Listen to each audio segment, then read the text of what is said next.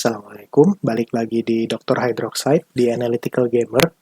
Kali ini aku bakal memulai sesi baru ya di channelku, yaitu angka berbicara.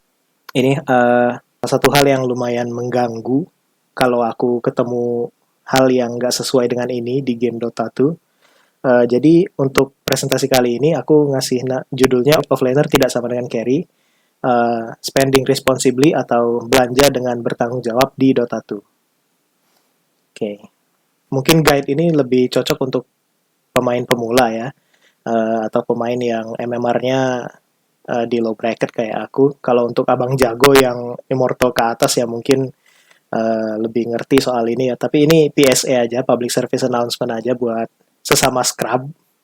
Pertama, antara posisi dan role. Jadi posisi di dalam Dota itu dari 5 pemain itu dibagi masing-masing ada posisinya dan tugasnya sendiri ya. Kalau untuk posisi pertama itu hard carry, posisi kedua itu biasanya mid, posisi ketiga itu offlaner, posisi keempat itu roaming atau soft support, dan terakhir posisi 5 itu hard support. Dan kenapa di sini disebut posisi 1, 2, 3, 4, 5 itu berdasarkan prioritas farmnya. Jadi semakin rendah posisinya dia prioritas farmnya juga semakin rendah.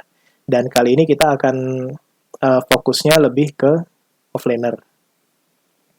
Jadi kalau offlaner sendiri itu selama laning stage, tugas utamanya itu pertama kalau lane matchup-nya sulit ya. Misalnya kayak offlaner yang tanky, Tidehunter, lawan carry-nya lawan itu Lifestealer, itu kan susah buat Tidehunter. Jadi berusaha untuk mendapatkan experience dan gold dari lane sebanyak mungkin, tapi catatannya dengan death, dengan mati yang sesedikit mungkin.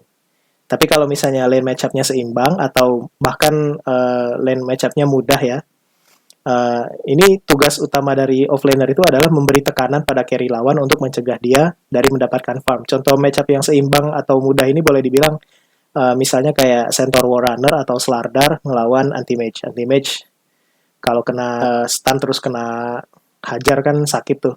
Dan Slardar sama Centaur juga nggak terlalu perlu sama mana, karena spellnya lumayan quote-unquote murah.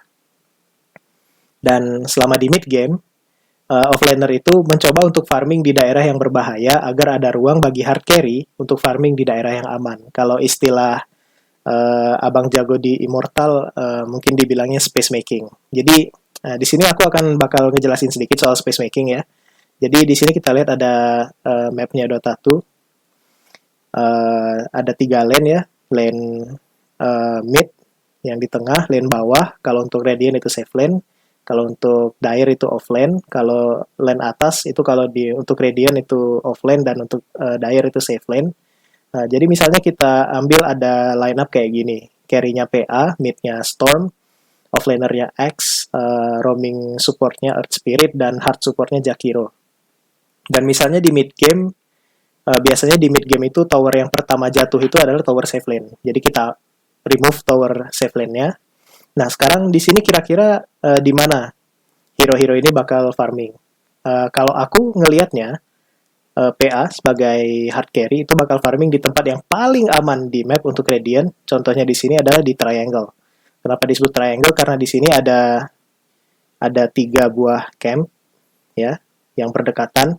Dan ini kenapa aman? Karena areanya kecil dan ada di atas bukit. Jadi hero yang ada di situ bakal bisa ngelihat dengan luas ke bawah.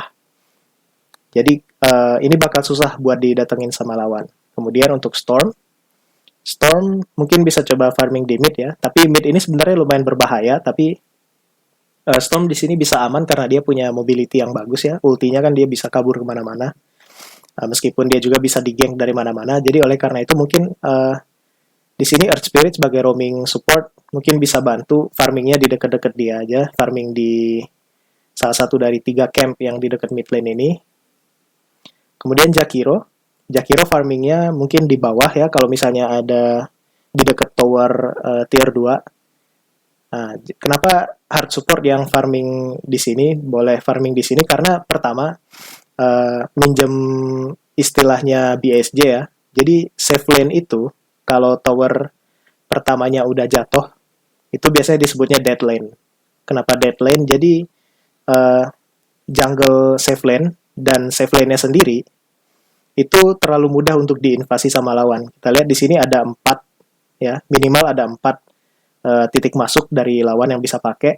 Nah, jadi kalau misalnya carry-nya yang farming di sini, ya dia bisa aja di gank. Sementara kalau misalnya hard support-nya yang farming di sini, nggak terlalu masalah atau hard support. Dia paling cuma butuh gold buat beli beberapa item aja, dan meski matinya pun nggak terlalu berpengaruh besar gitu sama dinamika gamenya. Nah, sekarang kita lihat untuk Axe sebagai offlaner, dia seharusnya farmingnya di situ, di dekat tier 2 safe lane punya lawan. Kenapa di sini? Karena ini salah satunya adalah memberi tekanan pada tim lawan ya. Dan ini kuncinya space making itu kayak gini. Jadi dia berada di posisi yang berbahaya, farming di posisi yang berbahaya. Kenapa? Kalaupun misalnya lawan datang ganking dengan 3 orang atau bahkan 4 orang, cuman buat biar aksnya mati dan nggak nge-push tower tier 2-nya, berarti di sini ada area yang sangat gede buat carry atau mid kita farming. Jadi di sini in a way ya, menghilangkan pressure dari daerah di sini, daerah safe lane gitu. Nah, kemudian role ini juga ada tugasnya sendiri ya kalau untuk di team fight ya. Kita balik lagi ke awal tadi. Jadi dari 5 role ini biasanya posisi 1 sama 2 itu adalah sumber damage utama dalam team fight. Sementara 3 yang lain ini adalah utility, biasanya untuk buff, disable, atau survival dari tim. Jadi jangan mentang-mentang offlaner itu core ya, dia yang dapat farm di laning stage, ya bukan berarti dia juga harus jadi sumber damage gitu, enggak. Offlaner itu sebaiknya, dan yang sering kita lihat juga kalau di pro games, dia adalah utility. Biasanya survival atau disable. Nah, sekarang kita bakal masuk ke topik yang lebih perlu pemikiran, yaitu spending responsibly atau belanja dengan tanggung jawab. Di sini ada hubungannya juga dengan role offlaner di team fight tadi ya. Jadi ini aku pernah bikin meme di grupnya Vikram Reddy. Jadi pilihan item yang kamu beli di mid game itu menunjukkan tipe offlaner kamu seperti apa. Kalau yang sebelah kiri, ya ini buff atau defensif ya. Itu offlaner yang bertanggung jawab dan mementingkan kesuksesan dari timnya. Tapi kalau yang kanan, ini kebanyakan damage item atau farming item, itu carry wannabe. Jadi sebenarnya kenapa aku bilang kayak gitu, di game pro kita sering lihat offlaner itu nggak bikin itemnya yang buat farming gitu. Karena gini, jadi misalnya dari seluruh resource yang ada di map Dota 2 yang terbagi untuk tim kita, kalau misalnya kita bagi 4, seperempat untuk hard carry, seperempat untuk mid, seperempat untuk offlaner, dan seperempat sisanya untuk 2 support. Dan dari sini mungkin kita bisa tweak sedikit ya, biar sesuai dengan hierarki role tadi. Jadi hard carry dapat 28%, mid dapat seperempat, offlaner dapat 22%, soft support dapat 15%, dan hard support dapat 10%. Nah, dari sini kita di sini ngelihat hard carry itu emang harus mendapatkan farm yang lebih, karena secara definisi dia yang bakal membawa tim menuju kemenangan. Dan offlaner ini boleh dibilang salah satu alat yang membuat si hard carry ini bisa mencapai titik itu. Nah, sekarang kita lihat kalau grafik tadi kita ubah ke dalam bar kayak gini dan kita bandingkan antara tim satu dan tim lainnya. Kita akan lihat di aksis horizontal itu adalah net worth, dan untuk aksis vertikalnya adalah posisi, di mana satu yang paling atas ya, hard carry. Kita bakal lihat gimana net worth ini bisa diubah jadi potensial damage. Oke, jadi untuk potensial damage itu sendiri, kalau misalnya net worth ini digunakan untuk membeli item damage atau item disable, itu kita bisa bilang damage potensialnya akan bertambah. Kemudian untuk buff item, nah buff item ini yang menarik ya, karena kebanyakan buff item ini dalam bentuk aura item ya, kayak Fladmers, kayak Drum of Endurance, atau juga Solar Crest, atau mungkin Veil of Discord boleh dibilang buff item juga karena itu nge-debuff lawan ya. Jadi efeknya sama, jadi nambahin damage potensial untuk semua tim yang ada di dalam auranya. Kemudian survival item ini efeknya adalah mengurangi damage potensial dari lawan. Jadi misalnya kita ambil dari itu tadi, dari network tadi, kita misalnya anggap lawan semuanya ambil damage item. Sementara kita posisi 1 sampai 3 ada yang ngambil damage item, kemudian posisi 3 sama 4 ngambil buff item, dan semuanya ada survival item ya. Pastinya kayak BKB itu kan termasuk survival. Nah, sekarang misalnya kita lihat untuk posisi pertama sebagai physical damage carry, itu ngambilnya kayak Battle Fury atau MKB. Kalau untuk mid ya, yang spell based carry itu mungkin bisa ambilnya Bloodstone atau Orchid. Nah, kalau untuk buff item sendiri, contohnya salah satu yang aku bilang tadi, Flatmares, atau juga bisa Medallion of Courage untuk yang buff yang bisa diambil sama support, karena Medallion lumayan murah ya. Nah, di sini kita bisa lihat ya, dari sini aja potensial damage dari tim kita itu jadi lebih tinggi gitu dari tim lawan. Belum lagi kalau ditambah dengan efek dari defensive item atau item survival. Nah, item survival ini kan mengurangi damage potensial dari lawan. Jadi di sini kita lihat kalau misalnya tim itu seimbang ngambil milih itemnya, efeknya itu bakal luar biasa gitu. Menambahkan damage potensial tim sendiri dan mengurangi damage potensial dari lawan. Ini kalau gamenya seimbang ya. Maksudnya net worth-nya seimbang. Nah, sekarang kita lihat kalau misalnya dalam posisi tertinggal. Ini kita lihat net worth-nya lawan udah tinggi banget ya. Posisi 1 sama 2-nya dominating banget.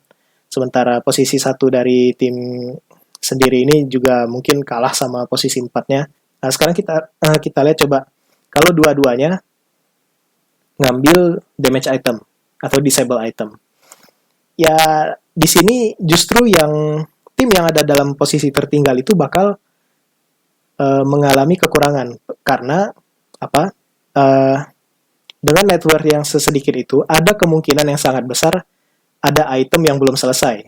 Mungkin contohnya kayak Orchid kurang resepnya itu belum selesai. Skull Basher kurang resep itu masih belum selesai karena Mithril Hammer sama ini Strength Belt-nya juga nggak bisa nge-stun ya. Kemudian Aethos, kalau belum selesai juga nggak jadi apa-apa. Nah, jadi damage potensialnya di sini bakal berkurang.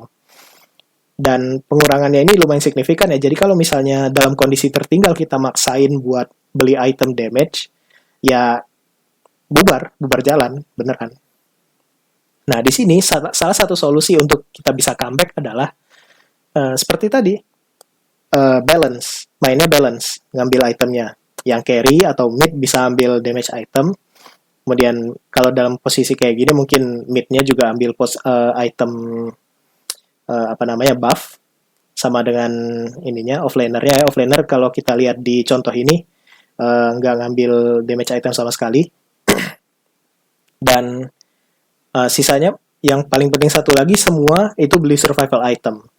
Jadi kalau misalnya kita anggap lawan semuanya ambil damage item, di sini karena semua beli survival item, jadi potensial damage lawan itu bakal berkurang sangat jauh gitu. Nah, di sini kita lihat kalau hard carry kita itu punya damage potensial yang melebihi semua hero lawan.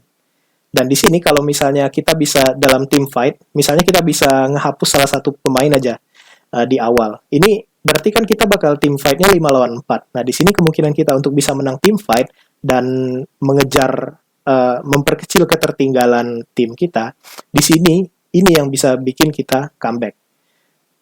Gitu. Jadi, secara simpelnya, offensive item itu memenangkan geng, tapi defensive item itu yang bisa memenangkan team fight. Nah, dan mungkin dari teman-teman ada yang bilang, tapi carry-nya fail, jadi aku sebagai offlaner ya harus turun tangan gitu, aku yang harus jadi carry, aku yang harus ngebawa tim ini menuju kemenangan. Nope, sama sekali nope. Karena nggak semua hero carry itu bisa jadi offlaner, dan nggak semua hero offlaner itu bisa jadi carry. Jadi kalau misalnya di draft, kita udah udah jelas ya role-nya, carry-nya ada masalah, dan offlanernya kalau offlanernya memaksakan diri jadi carry itu biasanya nggak akan maksimal. Kemudian satu lagi ya mungkin salah satu alasan carry-nya fail itu karena kamu nggak buka ruang, jadi malah kamu yang ngambil farmnya dia di daerah yang aman. Ya ini mungkin introspeksi ya buat kamu offlaner yang carry wannabe. Dan satu lagi argumen yang mungkin kalian punya itu ya item defensif itu tugasnya support lah. Ya namanya juga support kan, ya harus nge-support dong. Ya gini nih, aku nggak setuju sama ini karena pertama kita balik lagi ke pembagian farm ya. Jadi soft support sama hard support itu bakal dapet farm yang kalau digabung nggak akan ya mungkin sebanding sama offlaner ya, tapi nggak akan bisa seberimpact itu loh. Kalau misalnya support nih, udah beli ward, udah beli force staff, masih harus diminta buat beli item-item survival kayak Crimson Guard atau Pipe atau Lotus Orb. Ini kapan bisa farmingnya gitu? Kalau misalnya hard carry-nya mau farm, mid-nya mau farm, offlaner-nya juga mau farm, ya dia harus farming di mana gitu. Pertama, apalagi kalau dalam kondisi tertinggal ya kan, tempat kita bisa farm jadi makin kecil karena ditekan sama lawan. Dan yang kedua, 3 item ini harganya mahal banget bro. Crimson 3.800, Lotus 3.950, Pipe yang paling murah aja 3.415. Coba ini kan apa ya? Kalau misalnya cuman ngandalin support aja buat survival item ya itu nggak akan jalan sama sekali. Jadi kalau aku perhatiin ya selama ini, aku punya satu aturan yang simple boleh dibilang, tapi selama ini lumayan tertanam ya. Jadi kalau aku main offline atau main support, aku kayak gini. Jadi harga item yang lebih dari 2.500 gold itu tanggung jawab core, bukan tanggung jawab support. Jadi silahkan cek di list item di Dota 2 ya. Yang mana aja nih, ini harusnya punya support, ini harusnya punya core. Jadi sekali lagi aku ingetin, kalau misalnya item survival yang mahal, jangan pernah suruh support yang beli. Kenapa? Karena mereka udah capek buat ward, buat force staff, gitu. Oke, kuliah hari ini sampai sini dulu. Mungkin kalau misalnya ada yang mau nambahin, silahkan di komen ya di bawah. Atau mungkin ada yang, oh enggak, aku punya argumen yang lebih bagus kayak gini ya. Ayo tunjukin di bawah. Aku terbuka sama ide yang bagus dan aku fine-fine aja kalau ada masukan yang positif ya. Tapi kalau misalnya cuman jadi toxic, mending jangan ada di sini ya. Oke. Terima kasih udah nonton video ini. Stay tune and stay thinking.